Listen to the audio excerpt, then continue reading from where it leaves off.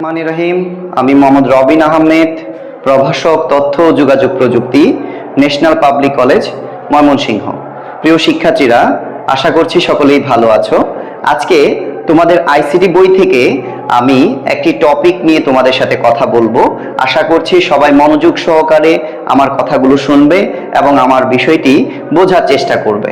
আজকে আমরা বোর্ডে যে বিষয়টি দেখতে পাচ্ছি সেটা হলো আমাদের আইসিটি বইয়ের তৃতীয় অধ্যায়ের প্রথম অংশ অর্থাৎ সংখ্যা পদ্ধতি অংশ থেকে আজকে আমাদের প্রথম ক্লাস শুরু হতে যাচ্ছে।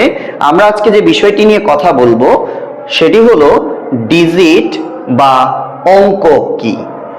ডিজিট বা অঙ্ক এই টপিক থেকে পরীক্ষায় বেশিরভাগ সময় যে প্রশ্নগুলো আসতে পারে, সৃজনশীল 1 অর্থাৎ জ্ঞানমূলক কিছু প্রশ্ন আসতে পারে।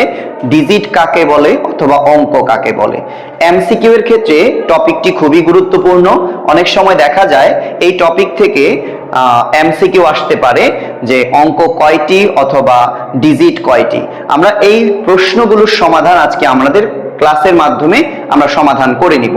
তো চলো শিক্ষার্থীরা, আজকে আমরা টপিকটি নিয়ে বোঝার চেষ্টা করি। প্রথমেই যদি পরীক্ষায় আসে অঙ্ক কাকে বলে অর্থাৎ ডিজিট কাকে বলে, তাহলে অবশ্যই তোমরা যে কথাটি লিখবে খাতায় সেটি হলো 0 থেকে 9 পর্যন্ত পৃথিবীতে যে মৌলিক চিহ্নগুলো রয়েছে এই মৌলিক চিহ্নগুলোকে সাধারণত আমরা ডিজিট বলতে পারি অথবা অঙ্ক বলে ডাকতে পারি। তাহলে প্রিয় শিক্ষার্থীরা, আমরা যে বিষয়টি শিখলাম সেটি হলো 0 থেকে 9 পর্যন্ত প্রতিটি মৌলিক চিহ্নকে ডিজিট বা অঙ্ক বলে। যদি তোমরা সৃজনশীল 1 নম্বরের প্রশ্ন আনসার দিতে চাও তাহলে অবশ্যই জটপট খাতায় লিখে নাও 0 থেকে 9 পর্যন্ত প্রতিটি মৌলিক চিহ্নকে অঙ্ক বা ডিজিট বলে।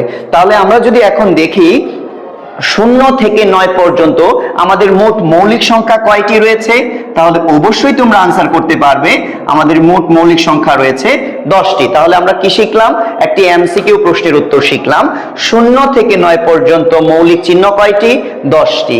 অঙ্ক কয়টি? 10টি। ডিজিট কয়টি? 10টি।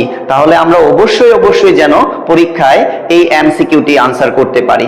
যদি আমরা আরেকটি বিষয় নিয়ে কথা বলি, 0 থেকে 9 পর্যন্ত যে অঙ্কগুলো আমাদের রয়েছে সেগুলো হলো 0, 1, 2, 3, 4, 5, 6, 7, 8 এবং 9।